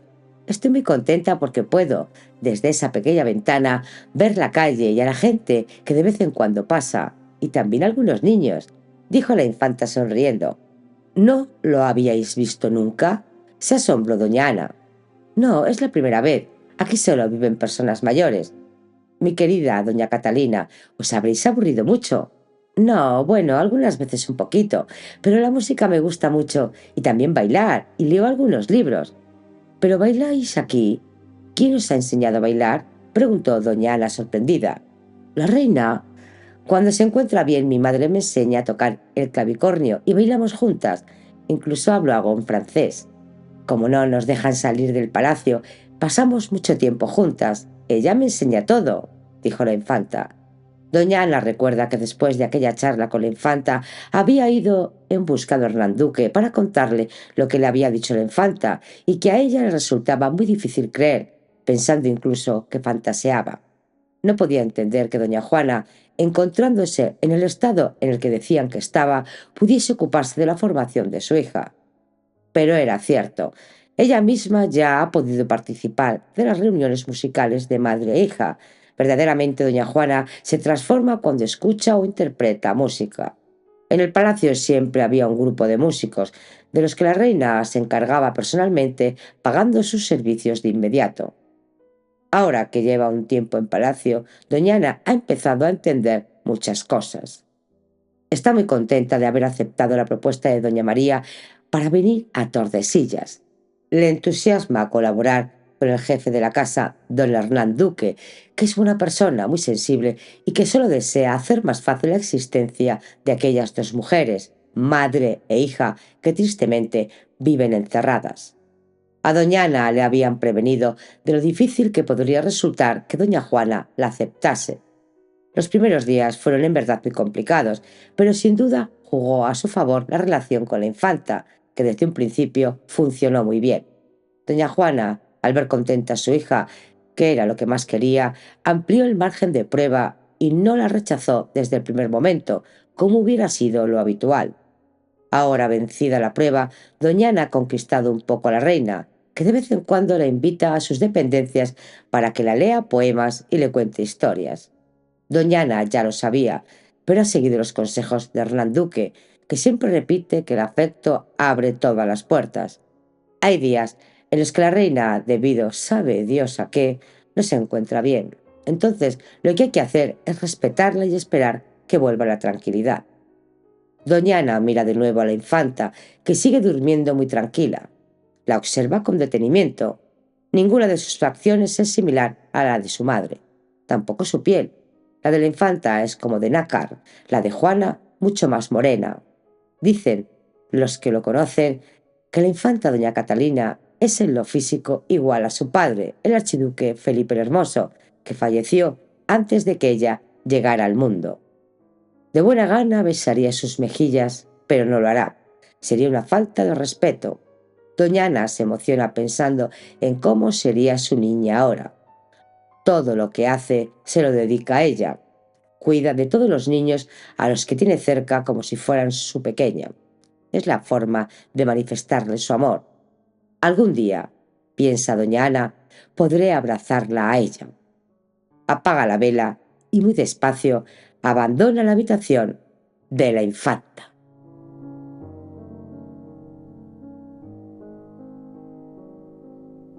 Capítulo 5. Esplendorosa primavera. Tordesillas, mayo de 1517. Mi querido señor Hernán Duque, me habían llegado rumores, pero nunca creí que la reina fuera capaz de experimentar un cambio semejante. ¿Cómo lo ha conseguido? Vos sabéis tan bien como yo lo importantes que son los afectos y la comprensión, doña María. Claro que lo sé. Doña Juana me ha dicho que sois un verdadero ángel para ella, que gracias a vuestra ayuda ha vuelto a sentirse viva. Casi 2 meses llevaba Hernán Duque al frente de la casa de la reina, y la existencia de los moradores de aquel palacio había cambiado por completo. Ya no era un lugar siniestro, oscuro y doliente. Ahora la vida discurría con normalidad. No se aplicaban castigos carcelarios, no se escuchaban gritos, y doña Juana había vuelto a arreglarse y a ocuparse de su aseo personal. Comía sin ningún tipo de problema, e incluso algunas tardes los vecinos de Tordesillas podían verla pasear a caballo cerca del Duero. También la habían autorizado a recibir algunas visitas. Aquella mañana había llegado a Tordesillas doña María de Ulloa, condesa de Salinas y Ribadeo, que había desempeñado durante un tiempo la misión de camarera mayor de la reina. Doña María de Ulloa era la misma persona que, después de una visita a doña Juana, había escrito al cardenal Cisneros una carta en la que, asustada, daba cuenta del estado en el que se encontraba la soberana cuando dirigía su casa Monsés Ferrer. Doña María, después de haber estado reunida con la reina y verla tan contenta, había querido darle las gracias personalmente a Hernán Duque, verdadero artífice de aquel cambio.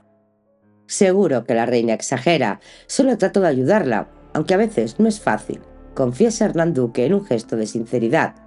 La conozco bastante bien y sé de su carácter inestable. Es persona rebelde, ha sufrido mucho, asegura doña María.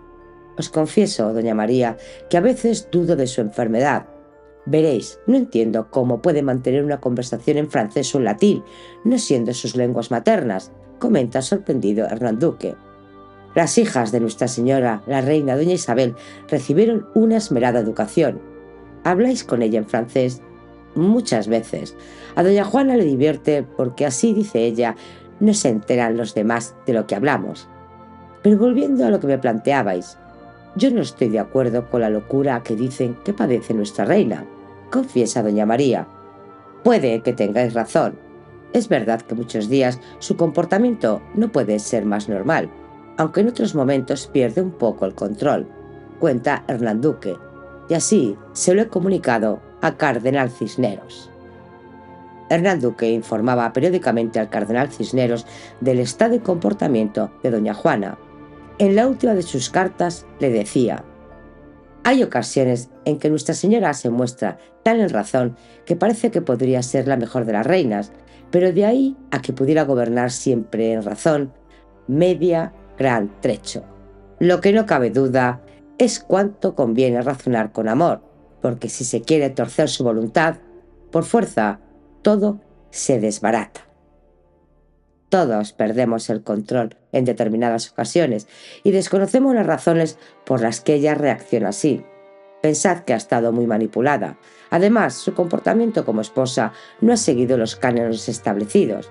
Doña Juana protestaba por las infidelidades de su esposo, cuando lo normal es aceptarlas con normalidad y resignación. Matiza doña María. Sí, es posible que tengáis razón. Sabéis que doña Juana os profesa un gran cariño, y yo a ella. No olvidéis que he sido su camarera mayor durante unos años, su persona de confianza. Esta mañana hemos hablado y recordado muchas cosas. Ya le he dicho que le he encontrado muy bien y con ganas de vivir, que es lo que necesita. Le he prometido venir en cuanto pueda pasar unos días con ella, aquí en Tordesillas. Me dais una gran alegría. Esperemos que doña Juana siga así. Mi único deseo es poder ayudarla, dice Hernán Duque. Dios os bendiga, Hernán. No es fácil encontrar una persona como vos. A pocos metros de donde se encuentran conversando doña María de Ulloa y don Hernán Duque de Estrada, doña Juana, en su habitación, sostiene en sus manos un espejo. Hace tanto tiempo que no se mira en uno, desconoce las huellas que el tiempo habrá grabado en su rostro. Tengo que estar mucho más vieja. Ahora sé, porque me lo han dicho, que llevo algo más de 8 años encerrada. ¿Para qué ver mi piel surcada por 1000 arrugas, mi cabello blanco y mis ojos muertos sin luz? Sí, será mejor que le dé la vuelta y no me mire. Sin embargo, a pesar del paso del tiempo, he visto a doña María de Ulloa igual que siempre. Claro que ella ha llevado una vida normal y no la han tenido secuestrada como a mí. La he encontrado extraña al preguntarle por mi señor padre, el rey Fernando, quien hace tanto que no viene a verme. No es que sus visitas fueran frecuentes, pero alguna vez acudía. ¿Por qué nadie me ha querido nunca? ¿Por qué me mantienen alejada de todo y de todos? ¿Por qué me castigan a permanecer encerrada? ¿Qué he hecho para merecer este castigo? ¿En qué me he equivocado? Cuando mi padre viene, no contesta a ninguna de mis preguntas, solo dice que quiere protegerme. ¿Pero de quién? Siempre le he respetado, como mi madre, la reina, me enseñó. A veces, según mi estado de ánimo, hablamos o nos ignoramos. Hay días que me siento totalmente perdida. En una de sus visitas me hizo daño, mucho daño. Es posible que crea que no me entero de nada. ¿Influirá en su comportamiento su nueva esposa? Dios mío, ¿qué le hubiera dicho a mi madre si hubiera visto la vergüenza a la que me sometió? Se sabe que una de las veces que el rey Fernando el Católico visitó a su hija, al ver que se encontraba en un estado deplorable, sucia, sin arreglar, gritando a los criados, volvió unas horas más tarde acompañado de varios nobles para que pudieran ser testigos del estado de enajenación en el que se encontraba la soberana y se convencieran de su incapacidad para gobernar. Juana se dio perfecta cuenta de ello. Una de las preguntas que insistentemente le hago a mi padre es: ¿por qué mi hijo don Fernando no viene nunca a vernos, a su hermana y a mí? Y siempre obtengo la misma respuesta: los estudios y la preparación esmerada que está recibiendo lo tienen ocupado todo el día. En cualquier momento os dará la sorpresa y aparecerá por aquí. Es lo que una y otra vez me responde mi padre. No sé si es en serio o riéndose de mí. Hace un momento también le pregunté a doña María por mi hijo Fernando y me dijo que su abuelo lo adoraba y que lo llevaba con él a muchas de sus expediciones. Yo entiendo los sentimientos de mi padre. El infante Fernando ha crecido a su lado en la corte. Dios mío, mi hijo Fernando fue engendrado en tierras castellanas, en la misma ciudad en la que yo llegué al mundo, Toledo. Después de ser jurados por las Cortes como herederos al trono, la alegría de mi señor Felipe resultaba desbordante y él sabía que ese futuro maravilloso que tanto ansiaba llegaba por mí. Y una forma de agradecérmelo era colmándome de atenciones. Siempre estaba pendiente de mí. En aquellos momentos me valoraba y amaba con pasión. Yo respondía a sus urgencias con el mismo ardor. Fueron días inolvidables. Mis padres querían que yo influyera políticamente en mi marido. Francia les preocupaba y deseaban que Felipe no se mostrara tan amigo de Luis XII. Pero yo no sabía cómo conseguirlo. Mi madre, la reina, que estaba preocupada por el destino de mi hermana pequeña Catalina, que se había quedado viuda del príncipe de Gales a los pocos meses de haberse casado, intentó por todos los medios que mi esposo sintiera como suyas las preocupaciones de Castilla. Anhelaba que se identificase con las aspiraciones de las gentes de nuestros reinos. Sin embargo, cada día mi esposo se mostraba más ajeno a los deseos de mi madre. Incluso ordenó el regreso a Flandes de un grupo de cortesanos que se mostraban demasiado identificados con las costumbres y políticas castellanas. Me encontraba en el 4º mes de embarazo cuando mi señor, don Felipe, me habló de la posibilidad de abandonar Castilla. Yo no me opuse, mi lugar estaba a su lado. Se acercaban las Navidades. Mis padres intentaron convencerlo de que esperara para no exponerme a viajar en pleno invierno, dado mi estado, pero todo resultó inútil. La muerte de Francisco de Bullesdem, arzobispo de Besancón, consejero de mi marido, cuando viajaba a Coria para tomar posesión del obispado que mi padre, el rey, le había otorgado, aceleró su decisión. Felipe sospechaba que Bullesdem había sido envenenado. Mi madre me rogó que no fuera a Flandes con mi marido, que podría hacerlo después de dar a luz. No quería que expusiera mi vida en un viaje tan largo y lleno de dificultades. En el fondo ella creía, yo también, que Felipe no se iría sin mí, pero nos equivocamos. En diciembre de 1502, el archiduque abandonó Castilla y yo quedé sumida en la más profunda de las depresiones. 3 meses después, en marzo de 1503, en Alcalá de Henares, di a luz a mi 4º hijo, al que llamamos Fernando, como a mi padre. El nacimiento del bebé y las cartas que me llegaban desde Flandes, en las que Felipe me pedía que regresara cuanto antes, alegraron un poco mi vida. Según me comentaba hace un momento doña María de Ulloa, el infante Fernando ha cumplido 14 años.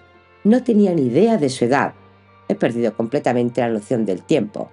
¿Me equivoqué entonces al quedarme en Castilla al lado de mi madre? No lo sé. De lo que sí estoy segura es de que de haberme ido hubiese sufrido menos. La separación de Felipe se me hacía insoportable y la dureza con la que traté a mi madre hoy aún me causa dolor. Pero lo que ella pretendía era imposible y además me engañaba. Después del nacimiento del infante don Fernando, doña Juana esperaba deseosa su regreso a Flandes al lado de su marido, pero las semanas, los meses iban pasando y seguía en Castilla. Habló con su madre, quien se disculpó y le aseguró que pronto se embarcaría, aunque lo que doña Isabel pretendía era que su hija se quedara en Castilla. La reina católica confiaba en que llegaría el momento en el que la lejanía y el tiempo contribuirían a que doña Juana se olvidara de su marido y se convirtiera en Castilla a su lado en digna sucesora suya. Se equivocaba. Corría el mes de noviembre cuando doña Juana se enteró, por medio de la indiscreción de una de sus damas, de las auténticas intenciones de su madre. Se encontraba en el castillo de la Mota, en Medina del Campo. Inmediatamente mandó disponer todo para emprender el viaje. Enterada la reina ordenó que cerraran las puertas del castillo para impedirle que se fuera. Doña Juana quiso hacerse obedecer. Gritó desesperada pidiendo que abrieran las puertas y como no lo consiguió, se quedó quieta en una de ellas y no se movió en toda la noche ni al día siguiente. Esta es una de las actuaciones de doña Juana que han servido para demostrar su desequilibrio mental. No parece una reacción muy lógica, pero le habían prometido que podría regresar a Flandes.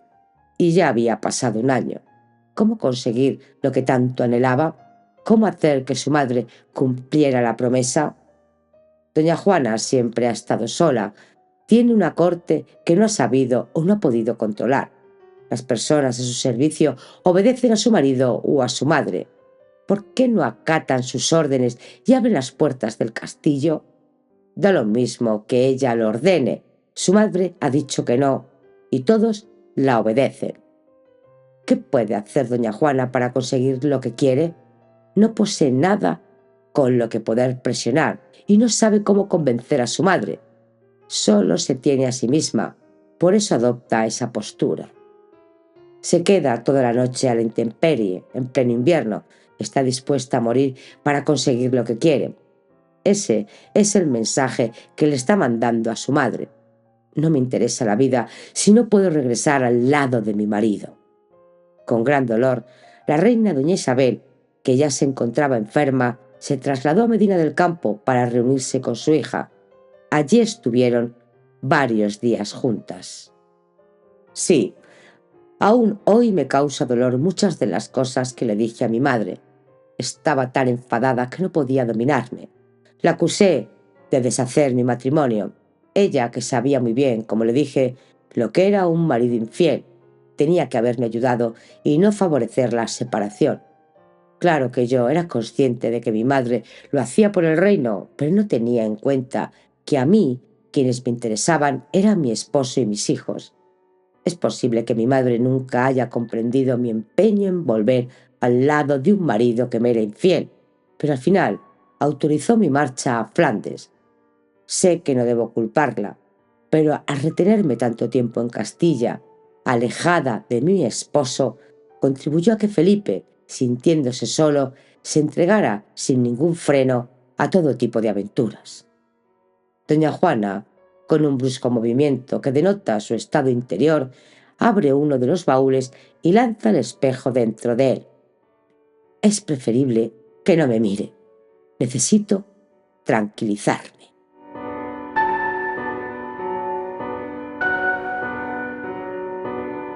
Capítulo 6. Cierta intimidad. Tordesillas, junio de 1517. Señora, me habían dicho que erais buena amazona y no he exagerado en absoluto. Doña Juana nos responde, admira complacida la inmensidad de las llanuras castellanas doradas por el sol.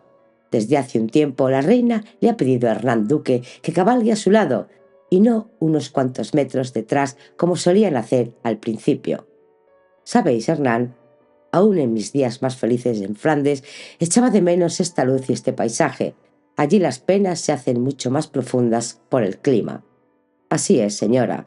La luminosidad del sol tiene un influjo benéfico en nuestro ánimo. ¿No sentís mucho calor? Le pregunta un tanto sofocada doña Juana. Sí, bastante. Otro día salimos un poco más tarde, cuando el sol empiece a declinar, le responde Hernán Duque. ¿Qué os parece si nos acercamos al río y nos sentamos a la sombra de alguno de los árboles? Sugiere doña Juana.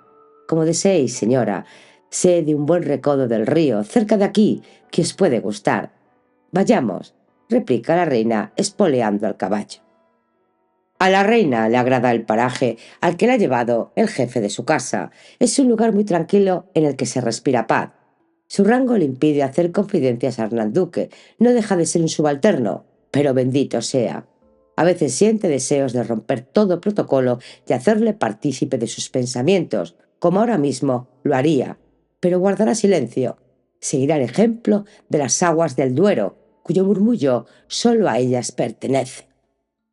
Pude haber sido tan feliz, piensa para sus adentros. De hecho, existieron periodos en mi vida en los que fui la más venturosa de las mujeres. Había tenido la suerte de enamorarme del marido elegido por mis padres. Felipe era, como su apodo inclinaba, el hombre más guapo. El mejor bailarín, el más ágil jinete, el más hábil jugador, un gran conversador. Las mujeres, sin ningún recato, lo seguían a todas partes. Yo sufría por sus esporádicas infidelidades. Después de esperar 2 meses en Laredo a que el estado del mar cambiara, llegué a Flandes en el mes de abril de 1504, año y medio después de habernos separado. Era demasiado tiempo. Mi señor me recibió muy cariñoso, dando muestras de la alegría que le proporcionaba mi presencia. Pasados los primeros días, pronto empecé a sospechar que algo había cambiado. No podía decir en qué consistía el cambio, pero Felipe no era el mismo. Hasta mí llegaron rumores de que tenía un amante. Ya no solo eran relaciones aisladas. Maldije a mi madre por haberme obligado a permanecer tanto tiempo alejada de mi esposo. Muy pronto sospeché de la identidad de esa amante. Estaba entre el círculo de damas que me acompañaban.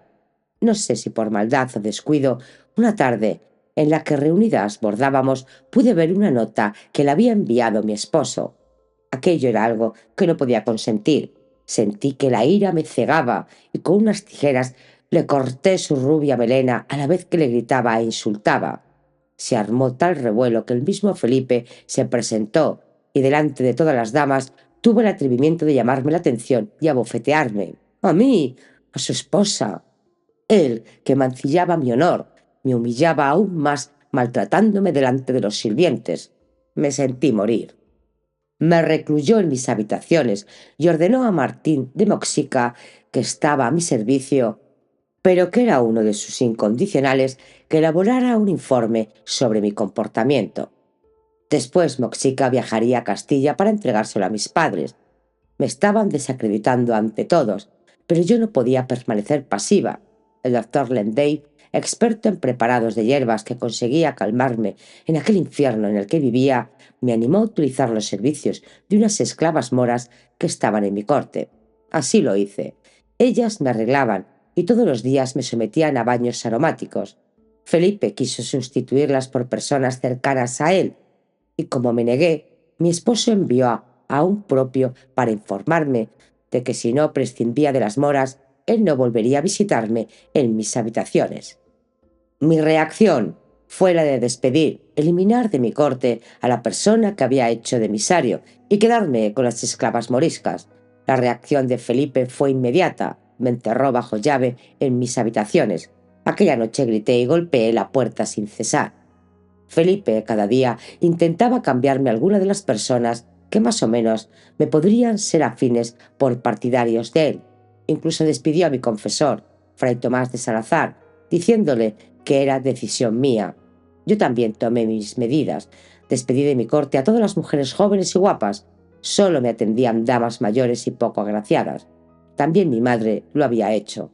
No quería la tentación cerca. Fueron unos meses difíciles, terribles. Un buen día, mi esposo de pronto se hizo visible. Parecía querer hacer las paces. Yo, que a pesar de todo el daño que nos habíamos hecho, seguía queriéndole, respondí como él esperaba. A comienzos de 1505 estaba de nuevo embarazada. La preocupación de los reyes, doña Isabel y don Fernando, en especial la de la reina, ante las noticias procedentes de Flandes sobre la situación entre los príncipes, era cada día mayor. No solo resultaban alarmantes las cartas e informes que hacía llegar el archiduque, que indudablemente propiciaban la imagen que él deseaba transmitir de lo que pasaba entre ellos. También lo eran lo que contaban sus propios informadores. Pero ¿era exacta toda la información que les llegaba? ¿Quién intenta ayudar a doña Juana? Muchos de los cronistas que han dejado su versión de lo sucedido para la historia estaban al servicio de Felipe el Hermoso.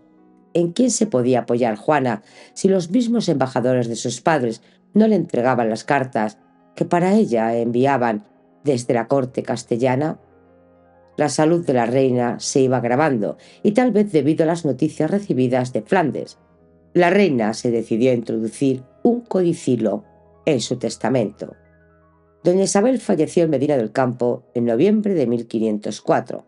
A doña Juana nadie le dijo nada, ni siquiera le habían entregado la carta de su padre, en la que éste le informaba de que la salud de la reina había empeorado. Curiosamente, será a partir de ese momento cuando el archiduque Felipe vuelve a ser cariñoso con su mujer. Doña Juana, sin ella saberlo, se había convertido en reina de Castilla, León y Granada. Hernán Duque pasea por la vereda del río. Se ha alejado un poco de donde la soberana se encuentra sentada. No quiere fijarse demasiado, pero cree que doña Juana está llorando. Qué pena no poder acercarse y brindarle un poco de afecto. ¿Quién sabe dónde estará su mente y en qué recuerdos se habrá detenido? Hace días que le da vueltas a una idea. Doña Juana querrá enterarse de lo que sucede fuera de los muros del palacio, o preferirá aislarse y vivir en su mundo, con sus recuerdos. Sabe que no puede ni debe preguntárselo, aunque él se inclina a pensar que la han obligado a salir del mundo. Han decidido mantenerla al margen de todo lo que suceda. Le cuesta tanto entender las razones por las que el rey don Fernando dio órdenes para que nadie le dijera que había muerto. A él se lo pidió con insistencia Cisneros. Debéis mantenerlo en secreto. Al jefe de la casa de doña Juana ahora le preocupan las últimas noticias que le han llegado sobre la salud del cardenal. Hernán, en su paseo, se fija en un precioso mato de margaritas. De buena gana tomaría unas cuantas y se las regalaría a doña Juana como muestra de afecto. Pero no lo hará. Ella es su reina y señora, y no debe tomarse esas libertades. Hernán, acercaos, sentaos aquí a mi lado, le pide la reina. ¿Venís con frecuencia a este lugar? No, solo alguna vez.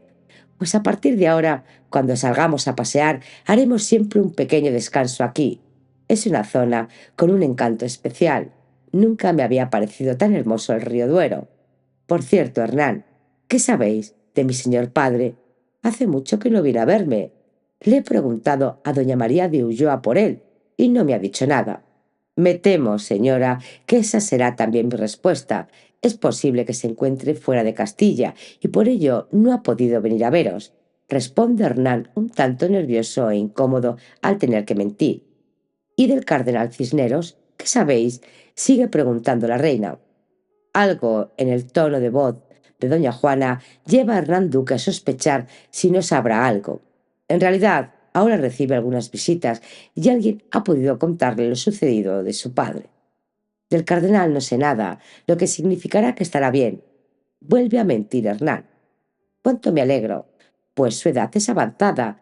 Dice la reina, que añade: ¿habéis tenido noticias de altercados? El reino parece tranquilo, ¿verdad? Sí, señora, vuestro padre se ocupa de todo. Miente por tercera vez. Doña Juana sospecha que algo le ha sucedido a su padre, pero en el fondo no quiere saberlo. Ha escuchado comentarios en los que se habla de su muerte, pero eso no puede ser posible. ¿Por qué se lo iban a ocultar a ella? Podría preguntárselo directamente al jefe de su casa, pero no quiere violentarlo. Le está tan agradecida. He pasado una buena tarde. Muchas gracias, Hernán, por acompañarme. Señora, sabéis que solo deseo serviros. Cualquier cosa que queráis hacer, no tenéis más que decírmelo, y si está en mi mano, seréis complacida. Gracias, mi querido Hernán. Solo ansío paz, tranquilidad. Y por supuesto, si deseáis ver a alguna persona determinada, no dejéis de solicitármelo. Gracias. Comprendo bien a doña Ana Cifuentes, que solo dice cosas buenas de vos. Yo creo que está un poco enamorada. Señora, por favor, dice Hernán Duque ruborizado. Mi querido Hernán, no os sorprendáis. Seguro que muchas mujeres suspiran por vos. Hernán Duque lo está pasando mal. No sabe cómo reaccionar. La soberana nunca le había hablado así. Ha de conseguir cambiar el tema de conversación. Doña Juana, ¿habéis hablado con la abadesa? Me ha dicho esta mañana que van a cambiar el retablo como a vos os gusta. No, no la he visto. Pensar que ahora tengo una buena relación con ellas y antes ni las veía. ¿Cómo no sentirme agradecida? No sabéis, Hernán Duque, todo el bien que me hacéis. Es un honor serviros, señora. Siempre podréis contar conmigo. ¿Queréis que regresemos ya a palacio? No, quedémonos un poco más. Continuará.